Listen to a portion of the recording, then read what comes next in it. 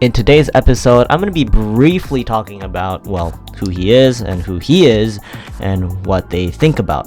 And of course, because today's Inktober topic is rival, well, you can guess, these are rival architects, right? Anyways, without further ado, why don't I rewind the time so you can check out what I did.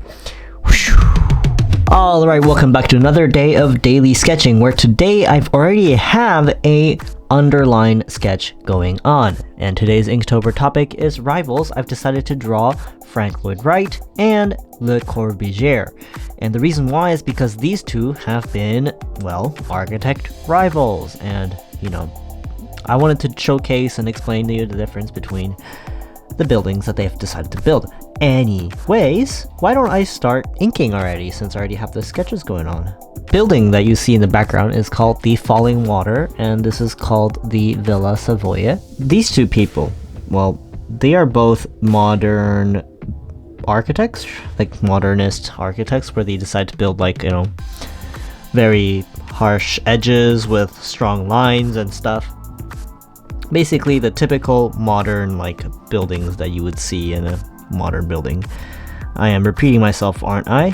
But the point is, they are not completely different from each other, but they did have a specific difference in their philosophy. Le Corbusier, the guy with the glasses that I'm drawing, or I guess I am inking right now, he is very much a believer in making buildings as minimal as possible, and what that means is by removing any kind of decoration, because all he cared was about function, flow, and, the future. He's been the reason why we have been a little bit more efficient with our buildings. We only build what's necessary, and we don't spend so much time and energy into building someone's statue or ego kind of things.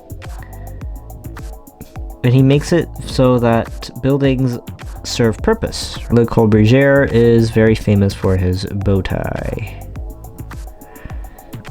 It's really hard to rock a bow tie in this day and age, but who's stopping you, right? Anyways, why don't I go ahead and talk about Lloyd Wright's philosophy. So his philosophy was that buildings should integrate with nature. One of his famous buildings, which is the one I've drawn in the background here, is called the Falling Water. It's a house built over a waterfall. And if you get to look at it from the top view, you can actually see that the house is kind of following the form of the waterfall. And I think some people call it vernacular design these days. I'm actually not sure. I need to fact check that. But the point is, he is also one of the more core fundamental values that architects have these days as well, is you need to be very true to the local surrounding areas. Now what I mean by that is, well, using materials that's found in the local area, as well as kind of following the landscape of the local areas. I am not so happy when sometimes you build a super tall building of something and it turns out to kind of not match well with the local area. It would be very much nicer if buildings used more common materials found in the area, but the problem is, with this day and age, everything is being a city, it's kind of hard to figure out what exactly is the local materials around there. In fact, what's interesting is these days, the buildings around it is what defines that area. And we're kind of creating this weird hybrid of buildings that kind of coexists with pre-existing buildings, but that building probably wouldn't stand if that building doesn't exist, if you know what I mean. A is kind of connected to B, but then without A, the B does not stand on its own. So it's an interesting time for sure. So this video is not really a formal a lecture about these two people, these two architects. It's just me kind of casually talking about things and what I feel about it. So it's a little bit unorganized, but stick around if you kind of enjoy what's happening in front of here, because I'm going to be coloring this soon. He likes to call his architecture organic architecture because he really valued the local landscape, and even if you are inside the building, you are supposed to feel that you're in a landscape, not really in a building. And that's what makes this building a little bit different from what Le Corbusier did. Okay, so these two handsome lads are done. I think I'm gonna be going with the background, but before that I might actually want to outline these guys, so give it the hair a nice outline silhouette. Now I do wish that once this Inktober is done, I would want to go over more of these kind of architects in my videos. Reason being is because I myself also need to learn more about different architects. As a student of architecture, it is my duty, or at least I think that it is, to know what the past fathers of architects have done. And mothers, not just fathers. Now, I really wish I could talk more about these two. It's just, I'm only really sharing surface level information. But I think that's more than enough for casual architecture knowledge. This Villa Savoia, the one I'm drawing right now over here, this is very much a kind of building that shows that he is not touching nature. It's like a white box on a pilatus, which is like supported by poles. It's called a pilates. In Japan we call it piroti. So I don't know, maybe I'm pronouncing it incorrectly, but either way, the point is it's very much separate from the nature, and thus it's like a man-made thing. Man is above nature, etc., etc. Those kind of ideology can be seen from this building. And sure, I get it. That's also a very important ideology to have, in my opinion. To know that, yes, we are technically the apex of this nature in the world, but then it's also kind of arrogant, I feel like. And that's why I am slightly towards on the Frank Lloyd Wright's we live with nature and we coexist idea here. So this is flowing waters. I don't think my drawing is doing justice. It actually looks a lot prettier, so I really recommend you guys to check it out. And if somehow you are able to visit, that would be awesome as well. It's around the 1950s, I think. I should know all these at the back of my head, because in my master's entrance exam soon enough that I'll be taking in like a year or so, I am required to answer all that. So right now I am detailing the rock formation that's found in this building. This is using local sandstones and I think limestones, if I remember, that's found on this waterfall area. And I guess the kind of buildings that he makes reminds me of the buildings that we make in Minecraft.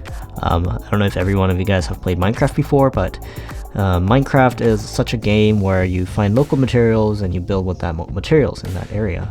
Especially when you just start out the game, you only can, find local materials, and so you build houses with that materials. It creates this nice cohesion with the environment, and it just feels like you're part of a landscape. And I personally like how that feels, so that's why I kind of agree with his ideology over here. The one downside that I kind of see with his design is it's a little too like nature oriented. I always wonder, how can we take this ideology and bring it into the cities? It just seems like a difficult task to do. And yes, there are a lot of architects out here these days trying to figure out ways that we can create local identity using local materials. Architecture has evolved in a way that you are able to build whatever you want anywhere you want, and that is actually such a huge evolution to what we have, because that means there's no inequalities, there's no differences between where you live to benefit from the new technologies, right? Well, of course, there are some things that you do have to consider, like humidity, because with different humidity levels, some buildings might last longer or some might not last as long. And those are some of the things that we need to take into consideration. So not all building materials are useful, but it would be nice if it can be, right? Does that look like waterfall? I think it does. Let's keep moving on. I'm going to draw in some rocks. I will color this side dark, so the lighting is not going to match. There's a split in the middle, and I'm going to do that here. That is so dark. Okay, I am eyeballing this, kind of. The reference photos had different lightings than what I wanted to do, so I am eyeballing the lighting here. Okay, the ink is running out. I'm gonna move on to the second to brightest. His lips. Can't make it too dark or else it just looks like he has lipsticks on. That does not look right at all. Yikes. What should I do? I'll just add more here, I guess. Keep it more dramatically contrasting.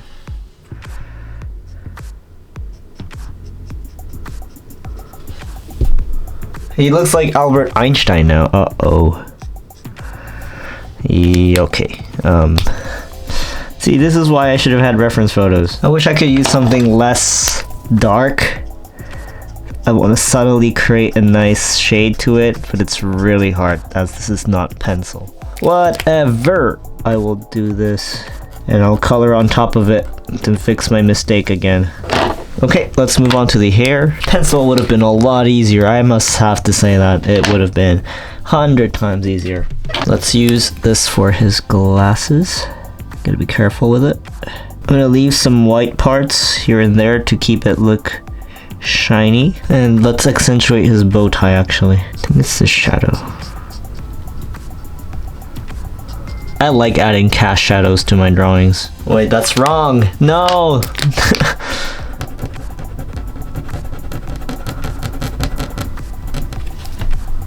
I think the shadows would fall like here. Does that look weird? Not really, it works. I think it's about being consistent with all the shadows in the drawing. It means I need to add shadows on him as well. That looks pretty cool. Looks dope. Now this might end up making the drawing look bad. If it does, oh well. At least you got to see when the drawing looked still pretty good. I think it would also create a nice contrast between Corbusier and Wright's ideology. Because at least in the Wright's drawing, you would see a nice color in the background and would understand that he's a man who values the different colors and environments. And Corbusier being more like a functionalist person. And I'm gonna go ahead and color in the stones like this.